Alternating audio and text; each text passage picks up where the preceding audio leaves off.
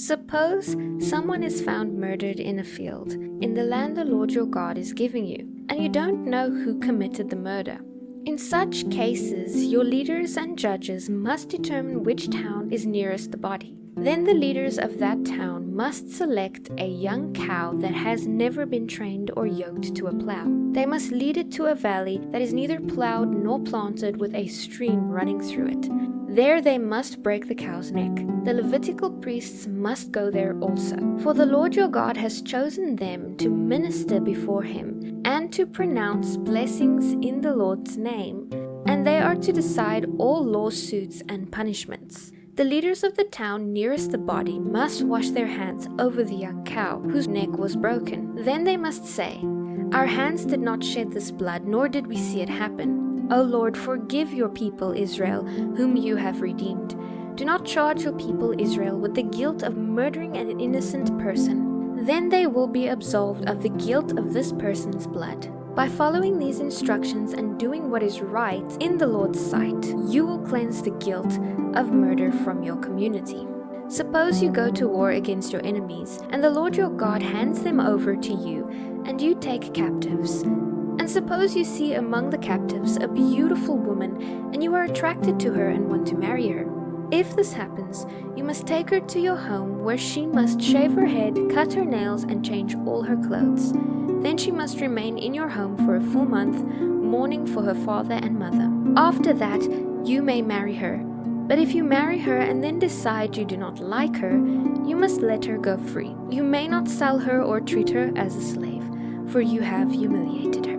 Suppose a man has 2 wives, but he loves one and not the other, and both have given him sons.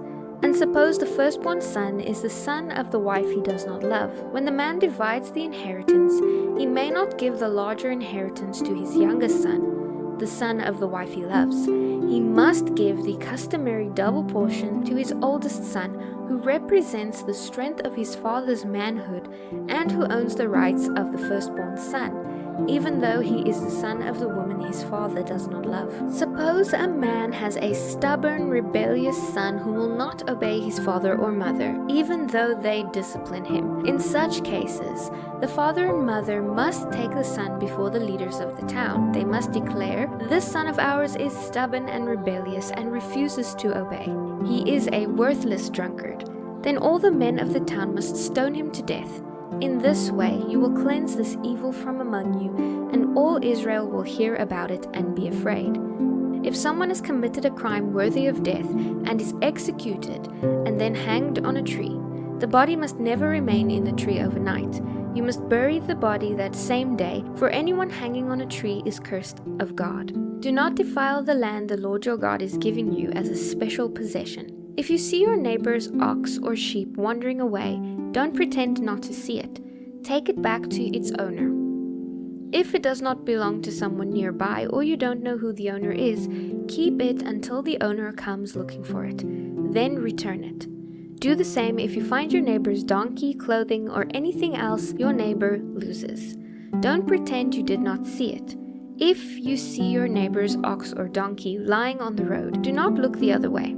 Go and help your neighbor get it to its feet. A woman must not wear men's clothing, and a man must not wear woman's clothing. The Lord your God detests people who do this.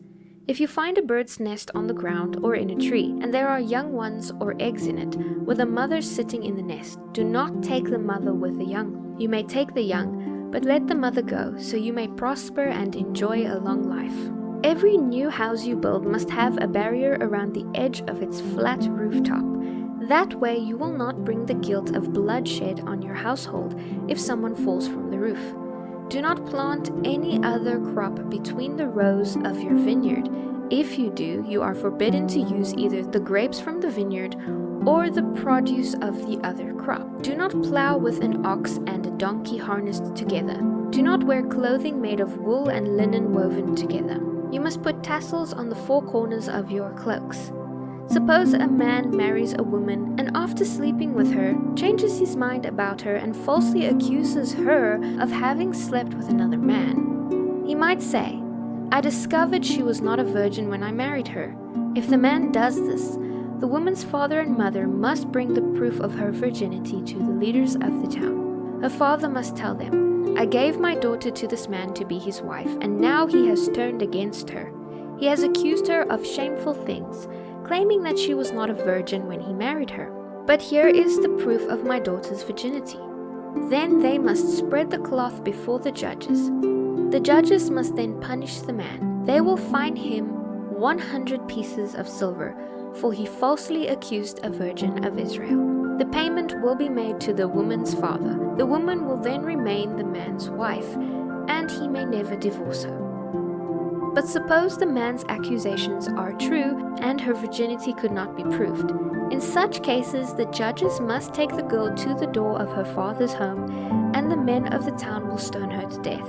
She has committed a disgraceful crime in Israel by being promiscuous while living in her parents' home. Such evil must be cleansed from among you. If a man is discovered committing adultery, both he and the other man's wife must be killed. In this way, the evil will be cleansed from Israel. Suppose a man meets a young woman, a virgin who is engaged to be married, and he has sexual intercourse with her. If this happens within a town, you must take both of them to the gates of the town and stone them to death. The woman is guilty because she did not scream for help. The man must die because he violated another man's wife. In this way, you will cleanse the land of evil. But if the man meets the engaged woman out in the country and he rapes her, then only the man should die. Do nothing to the young woman. She has committed no crime worthy of death. This case is similar to that of someone who attacks and murders a neighbor. Since the man raped her out in the country, it must be assumed that she screamed, but there was no one to rescue her. If a man is caught in the act of raping a young woman who is not engaged, he must pay 50 pieces of silver to her father. Then he must marry the young woman because he violated her, and he will never be allowed to divorce her. A man must not have intercourse with his father's wife, for this would violate his father.